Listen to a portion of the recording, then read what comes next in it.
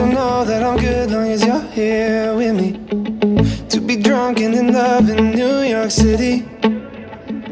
Hello everyone! Samahan niyo po ako sa Siargao trip ko. Damn, I like me better when I'm with you.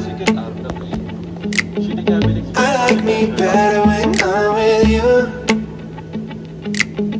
I knew from the first time I stayed for a long time, cause I like me better. And we already arrived in Siargao. I can feel the province vibes talaga. As you can see, super ganda ng view.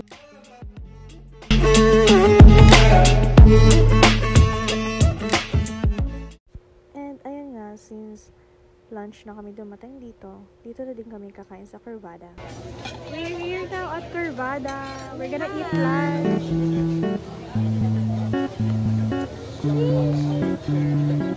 And yung Curvada pala, isa to sa mga pinakasikat na restaurant dito. Bukod sa pinakasikat, pinakamura din siya. And guys, hindi pa kami kumakain. Busog na ako sa nakikita ko. Charis! And after nun guys, after magkamain, nagmumuni-muni muna kami sa labas. After namin maglakad-lakad at magmuni-muni, pumunta muna kami sa beach. I mean sa seashore para tumambay at magpahinga kasi super pagod talaga. So ayun na nga, habang natutulog ako, humihilik. Di ko alam na humihilik na pala ako guys. Pero carry lang, dead mas basher, duh. So here are ulam sa first night namin. Paksiw, inihaw, kinilaw, and hindi ko alam ano yung tinulo na isda. Isang araw pa pero pagod na siya. It's our second day na and mag-island hopping kami sa 5 islands here in Siargao. Naked, Guyam, Daku, Secret, and Garden Islands. Sabi naman ka-clear yung tubig dito. Nakikita mo super clear talaga. Ang sarap maligo as in hindi mo feel yung init talaga. And here's the clip of our Naked Island. Grabe. Feel na feel naman namin talaga dito. Nakikita mo naman may patakbo-takbo pa kami. And bukod sa sobrang ganda ng island, sabi kong ang babait din ng mga tao. Kaya sobrang worth it talaga punta namin dito. After pala namin mag-Naked Island, pumunta na kami dito sa Daku para kumain ng lunch. And habang nag-aantay kami ng lunch, namambay muna kami dito sa may kubo kasi sobrang init talaga. Super. Habang nag-aantay pala kami ng pagkain, nag-picture muna kami. At ito na ang hinahantay namin. Mag-boodle fight na kami. And I'll rate this 10 out of 10 kasi sobrang linis ng gawa nila. So, sobrang daming foreigner dito. Feeling ko ako na yung dayo dito. I mean, like, kami na yung dayo dito. Kasi feeling namin sila na yung local dito. So, sobrang dami nila. After namin mag-lunch pala, pumunta na kami sa Secret Beach para maligo and ma-enjoy yung moment na to. Ipapakita ko rin pala yung ibang clips namin sa Naked Island. Huwag muna tayong umuwi.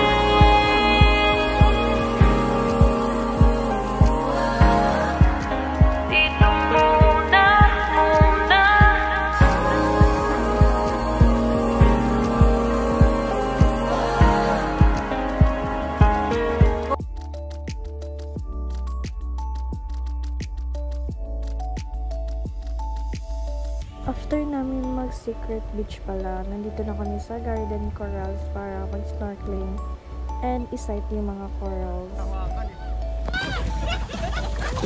Kayang-kaya mo yan! Hawak ka lang sa kawayan! Nandito na kami sa last island na pupuntahan namin, which is Guyam Island.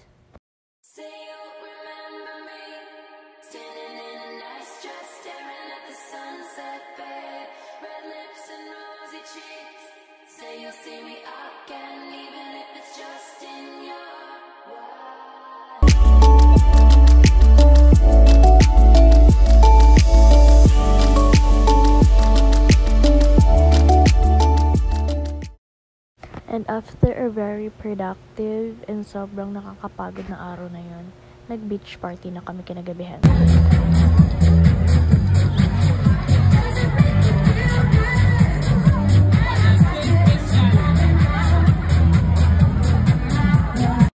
And of course, first thing first, before matulog, mag-skincare muna. And get ready with me.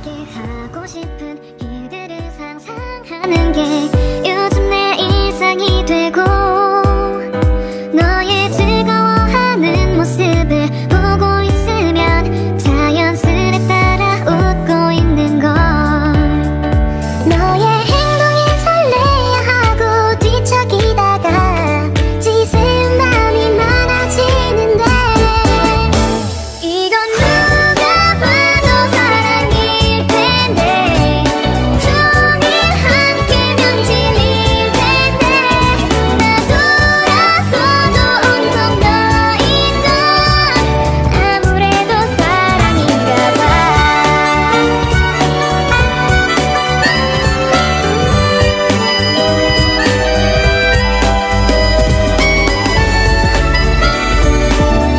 So, kinabukasan pala, which our third day in Siargao, pumunta kami ng Cloud9 and Coconut View Deck Mountain.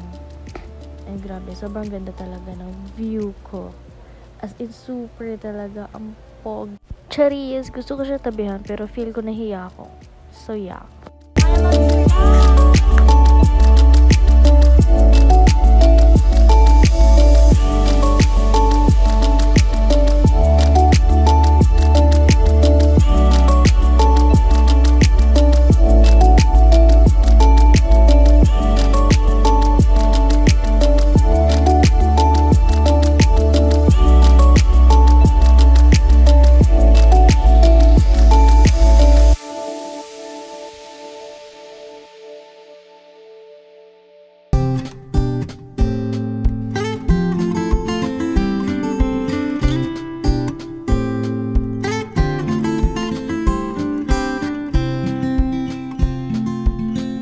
Ito na pala yung pang 4th day namin, which is pupunta kami ng Maasin River, and habang nandyan kami, inabutan pa kami ng ulan.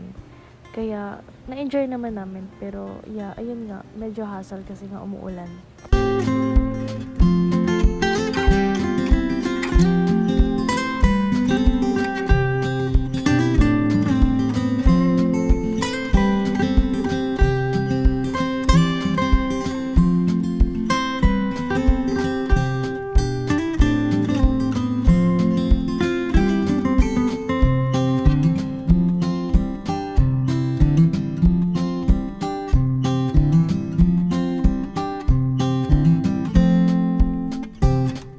So, ito na nga, isa sa mga pinaka-inaantay kong puntahan dito sa Siargao is yung Katangnan Bridge, known as Afam Bridge.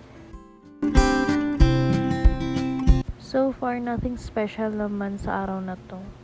Naglakad lang kami and naghanap kami ng makakainan. So you guys,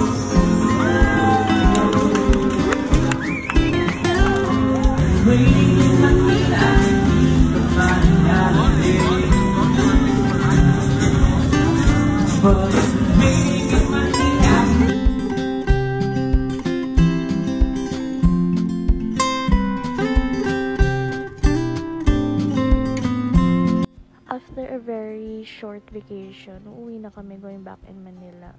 What I learned pala in this trip is to manage time, gawin mga dapat gawin, and huwag sayangin yung mga oras. Hi guys, I'm in school right now.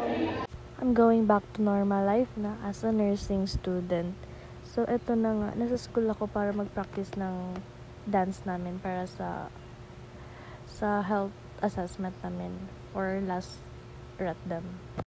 And this house, my life is, I can do such things just like vacation while I'm still a student. And ang nasasabi ko lang is, what most important is, I must to manage time talaga. And kailangan hindi ako naaabutan ng mga deadline. And also, I'm happy with it. I'm happy with my life. I mean, like, hindi ko pinipressure yung sarili ko. Just like if natatambakan na ako ng mga schoolworks, I always think positive lang. Palagi kong sinasabi sa sarili ko na live life with no regrets. Kasi nga, life is too short. Do what makes us happy.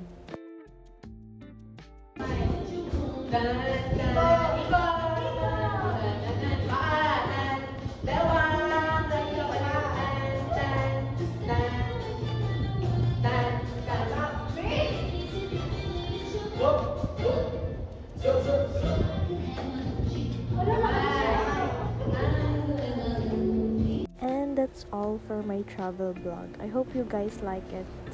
Thank you.